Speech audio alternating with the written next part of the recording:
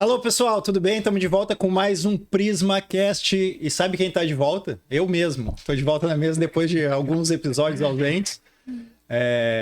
Eu nem sei que episódio nós estamos, quinto, sexto, enfim, não sei. Vamos lá, hoje nós vamos falar um pouquinho sobre a última viagem da Júlia e do Felipe. Eles foram para Filipinas, para a feira, Rofex. Isso aí. E depois, na sequência, passaram mais uma semana em Hong Kong, que pareceu um mês praticamente, como sempre. Sem contar a viagem de 50 horas de voo. Cansativo. Então vamos lá, vamos falar. Essa feira Rofex, ela já tem, na Filipinas, ela já tem...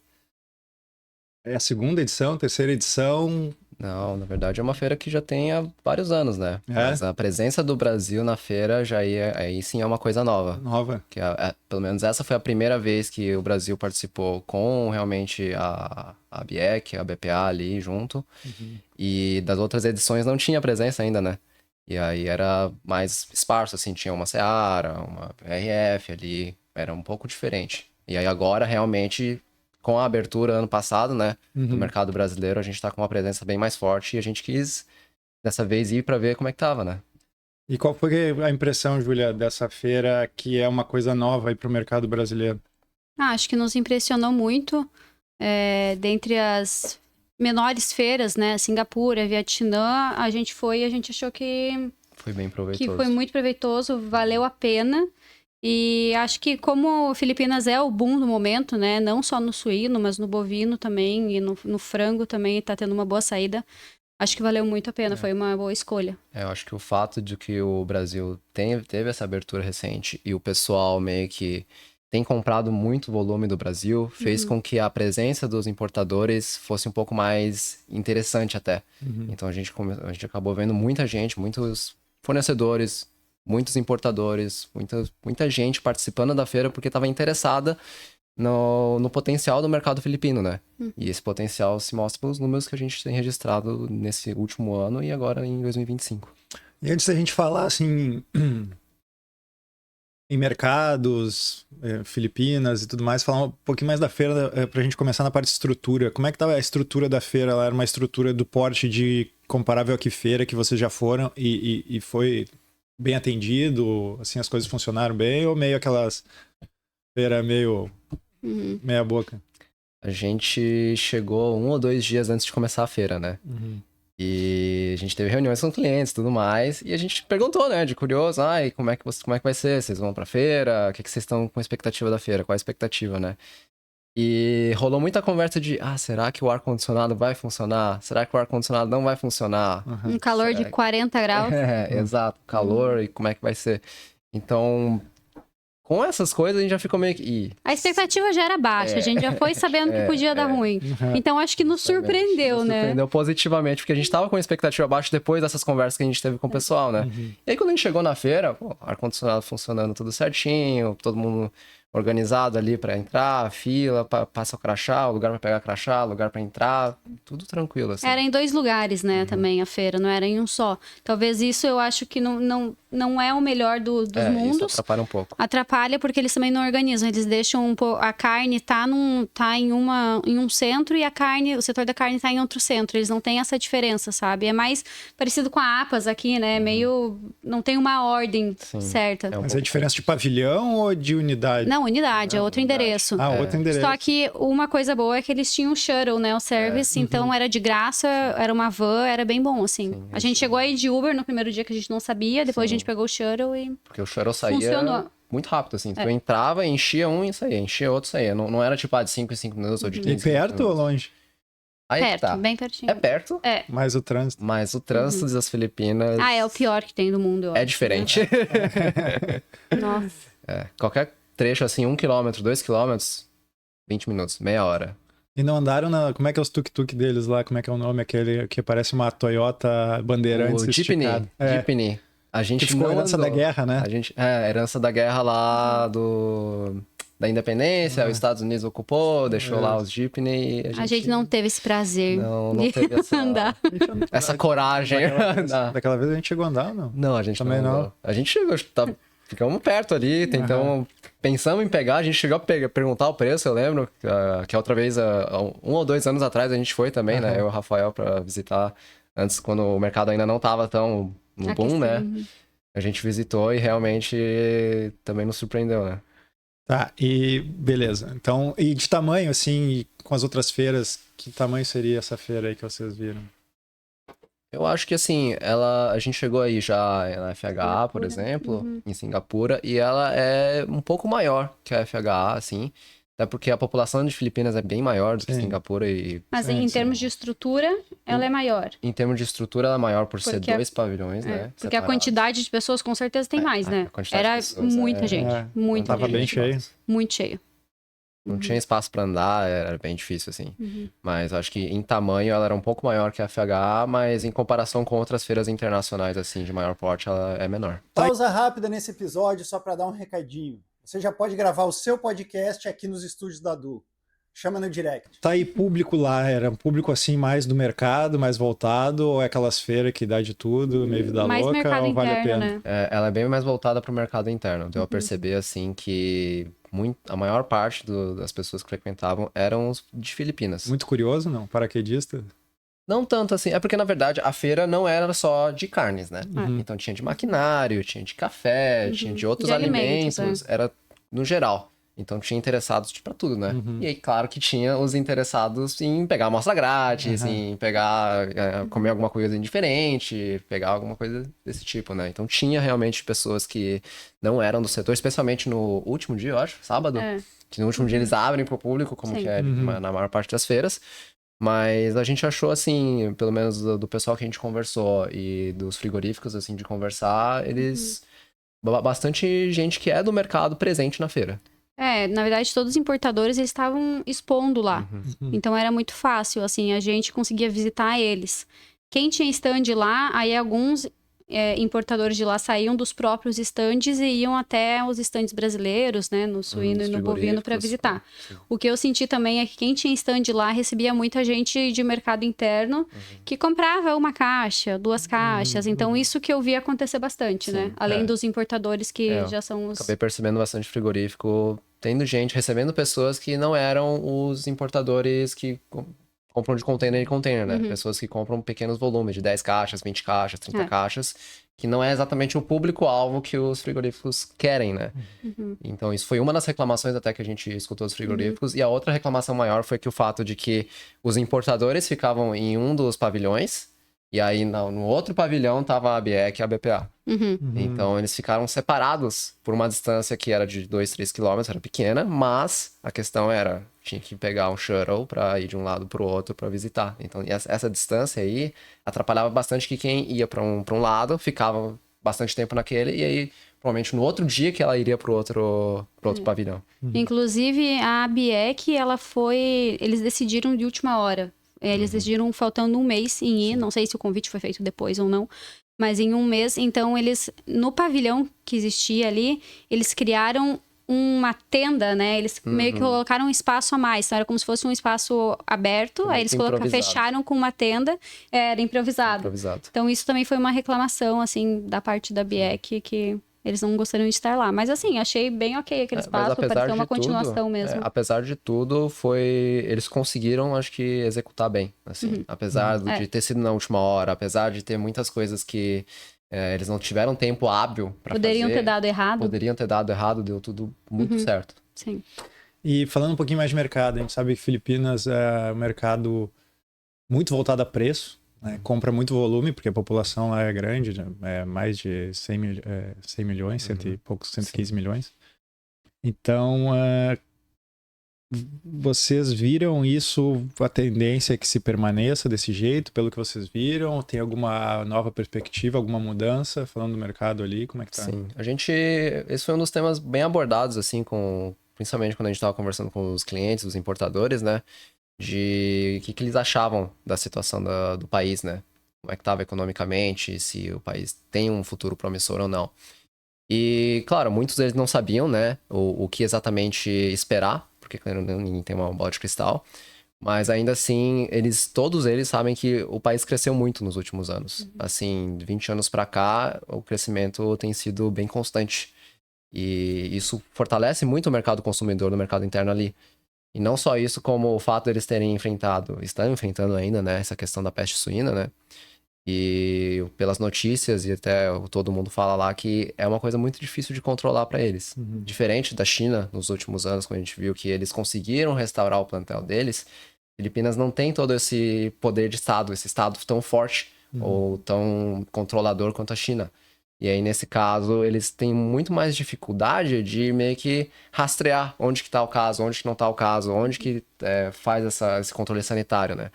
Então, a gente tem visto que essa questão de demanda do consumo interno forte vai continuar pelo menos pelos próximos 3, 4 anos.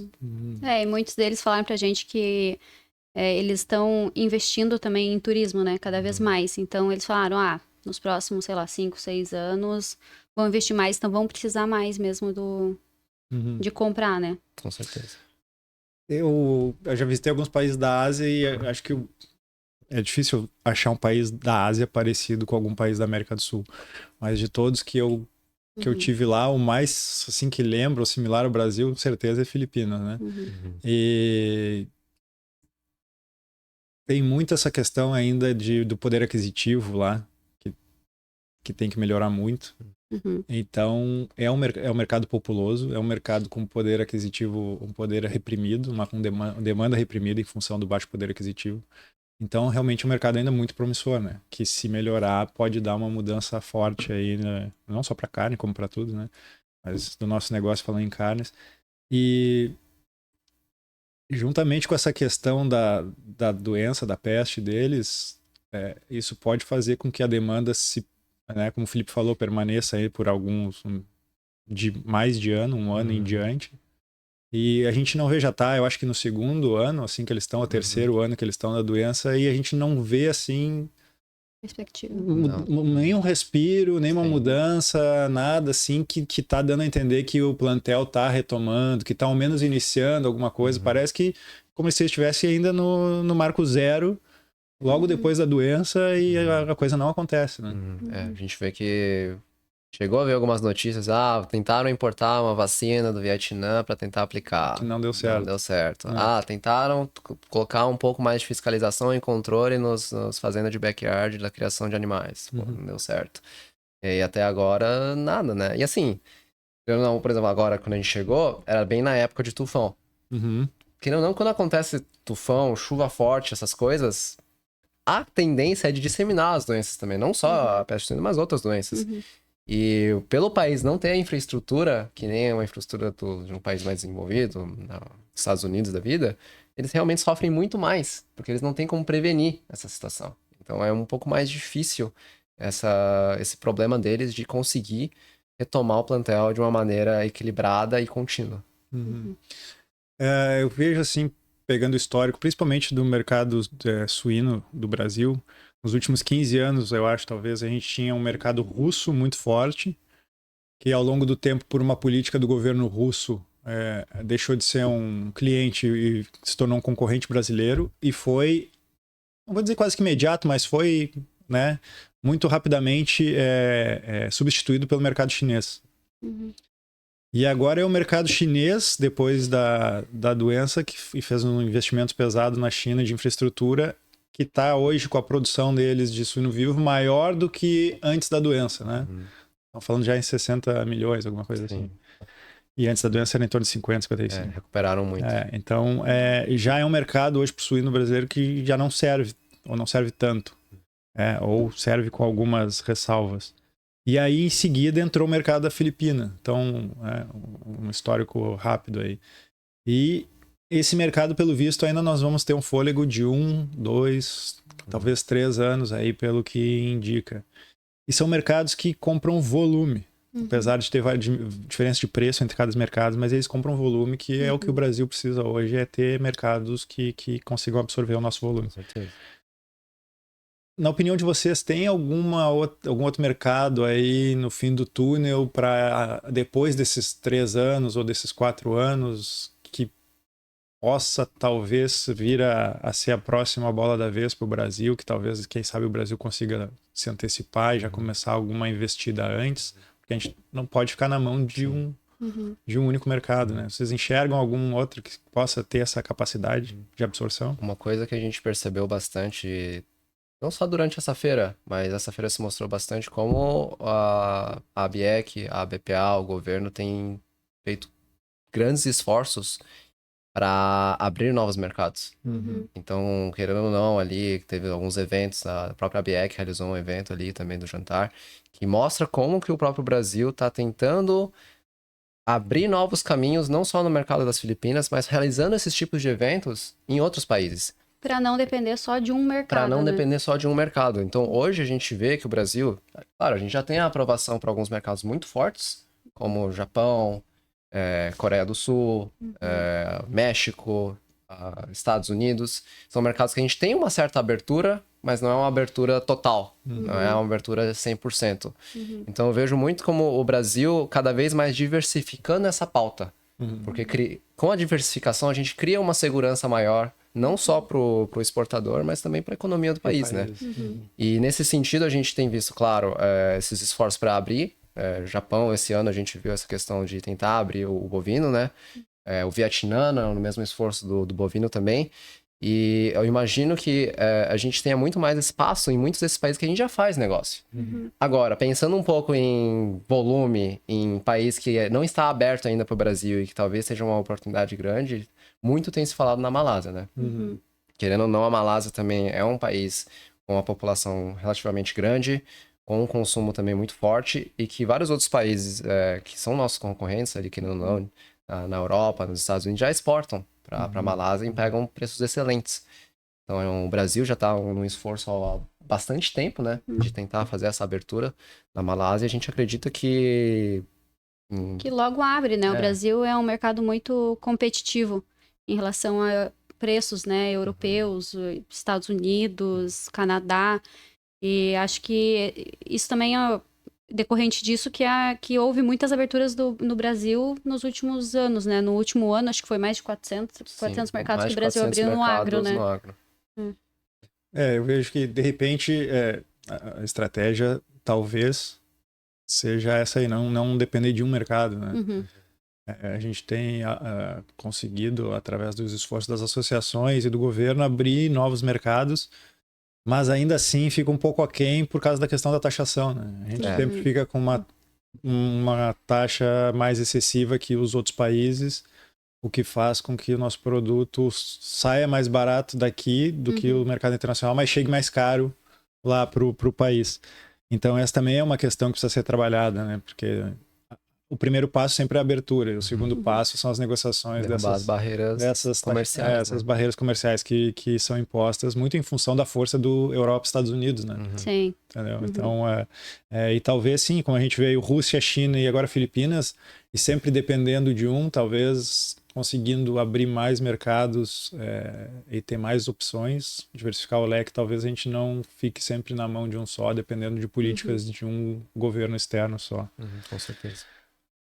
Maravilha. E alguma outra questão assim que vocês lembram da feira? Alguma questão especial?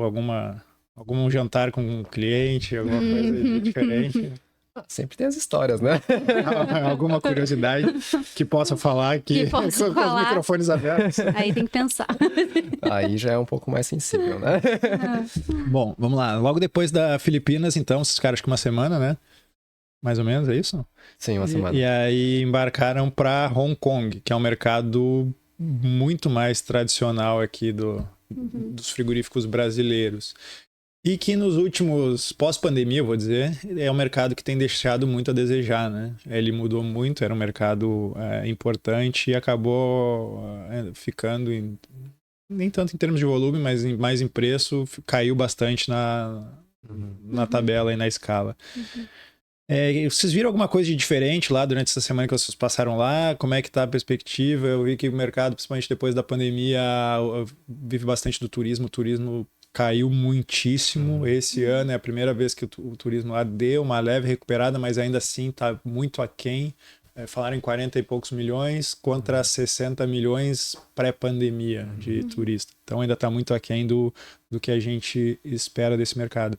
Mas tem alguma possibilidade de reação, algum respiro, ou vai continuar por mais tempo sendo esse mercado secundário? E como é que está a visão de vocês?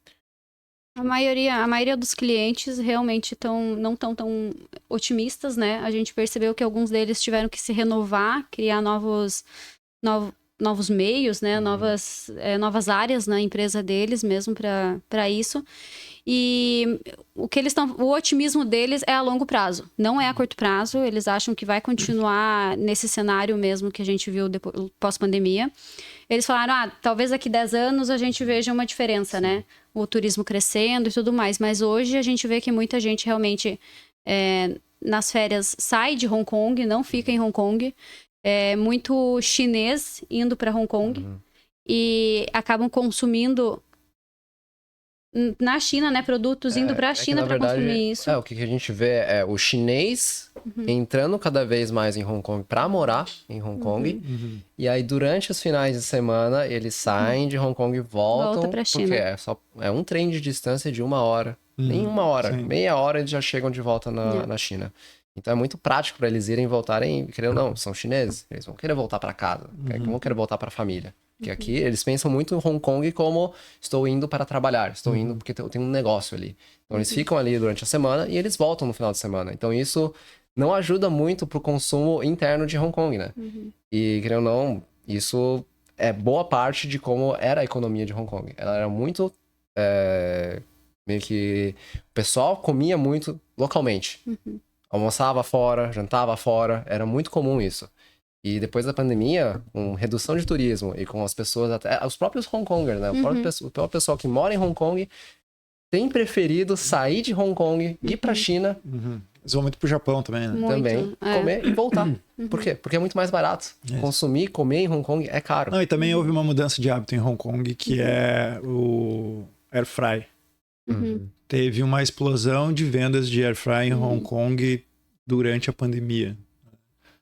E como as habitações lá, os apartamentos são muito pequenos, eles tinham sempre esse costume de comer sempre fora. Almoço, janta, tudo fora. E aí com a pandemia ficaram em casa, acabaram comprando esses... 2 anos em casa, virou hábito, né? E meio que mudou o hábito de consumo. Então acabou, cara, não vamos mais sair. Já sai da estação, já pega ali um pocket qualquer e bota no air fry em casa e tá feita a janta. Então isso também ajudou a diminuir o consumo de restaurantes lá e consequentemente carne. E até vários dos clientes nossos, importadores, têm se adaptado para tentar meio que entrar nesses mercados, né? Em vez de fazer o produto só no wet market, fazer um produto para o air fry. Isso é uma outra questão interessante, assim, vocês viram alguma outra tendência de mercado desse estilo? Ou seja, mais produtos mais industrializados e pronto para preparo em casa? Ou uma outra diversificação de produtos mais high-end? Assim, alguma mudança do mercado de Hong Kong de 5 anos atrás para o mercado de Hong Kong de hoje? Como é que tá?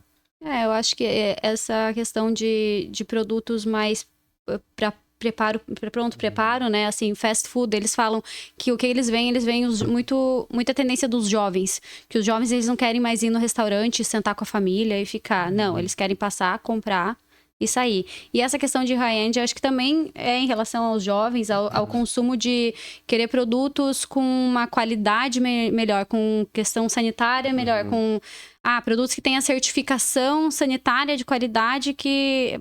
Rastreabilidade, produtos isso. Orgânicos, são tudo questões que são muito importantes para essa nova geração que está vindo aí. Então o pessoal, quando elas olham a embalagem, esse frango é orgânico. Esse produto foi produzido sem o uso de hormônios. São coisas que são importantes para essas pessoas que estão vindo agora. Muitos jovens, assim, entrando na era vegana, né? Mas aqueles que não entraram, realmente procuram se preocupam com isso, se preocupam com o bem-estar. Querem uma coisa mais rápida, fast food, para dar mais tempo de fazer dançante. Mas querem ser exigentes também, né? Querem praticidade e eles exigem que também tenha essa questão mais moral, né? Essa questão moral de estou fazendo uma coisa que não está sendo... o animal, qual o bem-estar do animal, né? Exato. E tudo isso, que a gente vê muito da Europa, na verdade, né? Muitos produtos europeus e canadenses e dos Estados Unidos também tem uma entrada forte. Uma outra questão também que eu percebi um pouco de mudança pós-pandemia para cá, ou não tão relacionada à pandemia, mas antigamente era mais difícil do chinês conseguir ir para Hong Kong, porque o governo chinês não liberava, principalmente quando Hong Kong ainda estava muito enraizado com a Inglaterra, né? E hoje em dia eu vejo uma liberação mais forte do governo chinês, assim, mais facilmente liberando os chineses para ir para Hong Kong.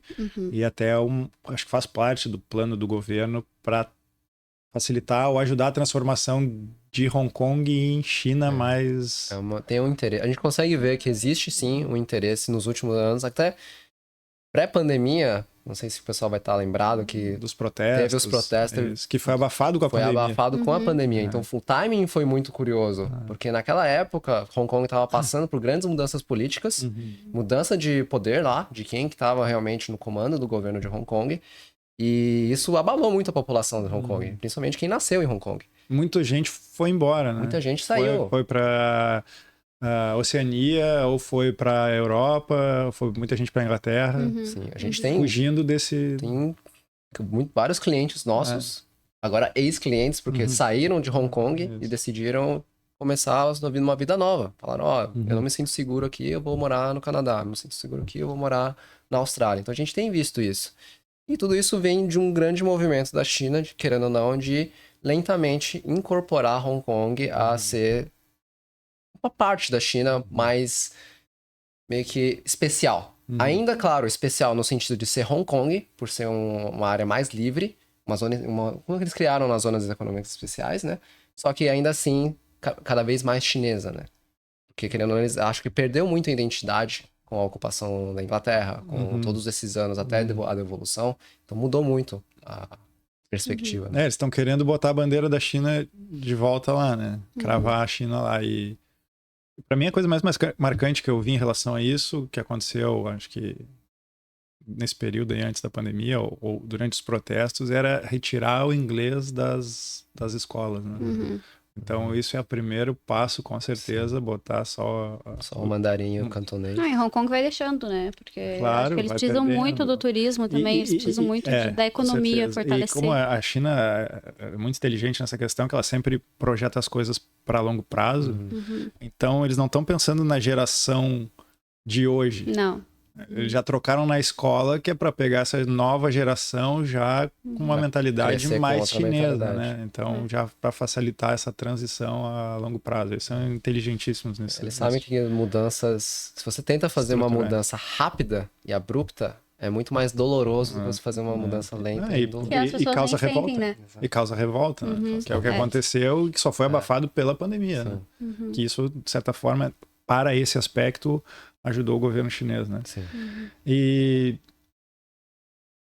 Bom, falamos de produto um pouco. Produto high-end ali, vocês viram alguma possibilidade, alguma novidade? Ou tá tudo mais baseado nesses produtos talvez mais homemade, fast food homemade? Ou alguma outra novidade em relação ao produto que pode ser que o Brasil consiga se beneficiar? Ou tem alguns outros países que estão na nossa frente em relação a isso? Como é que tá? Acho que para os nossos clientes, eles sofreram muito, né? Porque eles, querendo ou não, compram um commodity da gente. Então, eles também se viram nessa situação. O que a gente pode fazer de diferente? Então, muitos deles começaram a investir mais em compra de produto high-end. Mas principalmente dos Estados Unidos. O Brasil ainda está atrás disso. Né? A gente vê muito essa questão do cliente percebendo que ele precisa de uma diferenciação para sair desse negócio de commodity. E querendo ou não, o Brasil não é referência nisso ainda. Não, o Brasil ainda tem muito a evoluir e muito longe. a aprender, infelizmente, em relação a isso, com outros países como a Austrália, que já fazem isso há muito tempo. Nova Zelândia. Estados Unidos faz uma série de produtos. Sei lá, 10, 15 anos atrás, ele já tinha na gôndola americana lombinho com molho de... Jack Daniels. Cara, entendeu? Ou seja, são produtos muito mais elaborados, muito mais diferenciados. Produtos mais elaborados, raças diferentes. Embalagens modernas. O suíno hoje no Brasil, para consumidor final, deixa muito a desejar, né? Infelizmente, o bovino já é um pouco mais avançado nesse sentido. Nós temos já umas bandejas mais modernas, algumas porções mais fracionadas. E isso aqui que nós temos ainda o costume de fazer churrasco com peças grandes. Lá fora não existe o costume de fazer churrasco, é tudo peças pequenas, ainda mais tu vê o mercado como Hong Kong de air fry, tem que ser peças super pequenas, então super fracionadas. Então os Estados Unidos já entrega isso há muitos anos. E assim, mesmo se o Brasil for entrar lá, é muito difícil a entrada, por causa dos países e por causa da criação de uma Das raças. Reputação. Não, e de uma reputação história também. já. Tem uma história. Então, mesmo a gente até tem feito um trabalho tentando levar Tem algumas marcas algumas propostas do Brasil, né, para lá. Como a gente falou, não quer dizer que o Brasil não faça isso já. Tem várias marcas do Brasil que já tem uma proposta mais avant-garde, assim, nesse sentido, que eles já fazem esse tipo de produto. Mas Só tem a que- tradição. Tem a Só que tem a tradição. tradição de já levar o produto dos Estados ou Unidos. seja, eu vi já alguns restaurantes lá que no menu tem a carne e tem a bandeira. E principalmente para carne mais high-end, eles não querem comprar, ou seja, não é que eles não querem comprar do Brasil, é que se botar do Brasil no high-end, o consumidor final acaba não escolhendo, porque não tem a tradição ainda de entregar esse tipo de produto naquele mercado. Então isso é tudo uma coisa que tem que se construir e leva tempo, né? Sim. Então, acho que... E esse olhar, eu acho que é uma das... A única, ou talvez um dos caminhos de tentar sair da commodity da carne. Porque tu pega um mercado como Filipinas, é só preço, né? Então nós vamos entrar lá, vamos entrar numa batalha de preço e não vamos conseguir nunca agregar valor. Então, para carne in natura, falando mesmo sem ser os embutidos, a maneira de agregar valor é realmente nesses produtos high-end, ou uma embalagem diferenciada, ou um produto um pouco mais diferenciado, ou um corte mais fracionado em porções, em embalagens porcionadas, que realmente daí tu consegue agregar um pouco mais de valor e sair um pouco desse mercado mais competitivo, como é o mercado de preço e volume, né, de Filipinas. Alguma outra ressalva final ali de Hong Kong? O que vocês estão vendo? Como é que tá a situação? Alguma outra questão? Acho que, querendo ou não, Hong Kong é um mercado bem tradicional, como você falou no início, e a gente sempre tá lá, né? E é sempre bom, assim, revisitar clientes que já são mais do que clientes, né? São amigos, que a gente já tem um relacionamento. E a gente gosta de acompanhar essa trajetória do pessoal, né? Questão da gastronomia ali, alguma novidade dessa vez? A Júlia que gosta bastante da comida de lá. Não passei mal. Não passei mal, mas Já foi também uma grande vitória. a gente comeu cada coisa. Agora eu lembrei de um post da Júlia, ela botou, eu queria agradecer ao guerreiro da viagem, o meu estômago. Meu estômago. Ele sofreu. Ele sofreu. Nossa, comi pombo. Pombo é bom, pô. Pombo tem na praça aqui. Vai ali então. O bom é que a gente nem sabia que era pombo até. Não, mas gosto de tique, é normal, não? Cabeça e tudo. Ai, não. É mais forte. Mas ficou pior quando eu descobri que era pombo. Pombo, aí piorou o gosto. Eu comi, aí eu pedi o que é isso, né? Era pequenininho, assim, não sabia se era pato, se era pombo, o que era. Codorna, o que era. Aí A ele Júlia olhou comeu. bem, tipo, franguinho com arroz, agora vamos fazer. Começou Não, eles dão uma luvinha, né? Lá no restaurante tu coloca, eu como, nossa. Mas a gente comeu outras coisas também, né? Abalone, que eu nunca tinha comido. E ele vem vivo, né? Um bicho vivo, assim. Vem no prato ali, vivo, vai mexendo ali, depois eles... Parece um sanguessuga, assim. É o que eles fazem na chapa, massa na chapa, depois A larga. lagosta lá, pedindo socorro. E depois largam, um que eu tive lá, eles largavam na chapa viva e depois, quando tava quase morrendo, largavam na bacia de gelo, pra dar um choque térmico, daí ele morria. Meu Deus. Então, A gente não viu a bacia d'água ainda. Só ali na chapinha, vai, queima, corta ali, na hora. na hora. Muito Mas bom. muitos frutos do mar, né? Bastante Nossa. fruto do mar. Isso é o Muito. pior, eu acho. Muita Algumas coisa coisas crua. meio Então, por isso que eu falei que era guerreiro, meu estômago. Como é que aguentou? E não passa mal, né? Então tá bom, em breve novas viagens e novos episódios do Prisma Cast. Obrigado, Júlia. Obrigada. Obrigado, Felipe, pelo agradece. papo. Pessoal, até o próximo episódio. Valeu!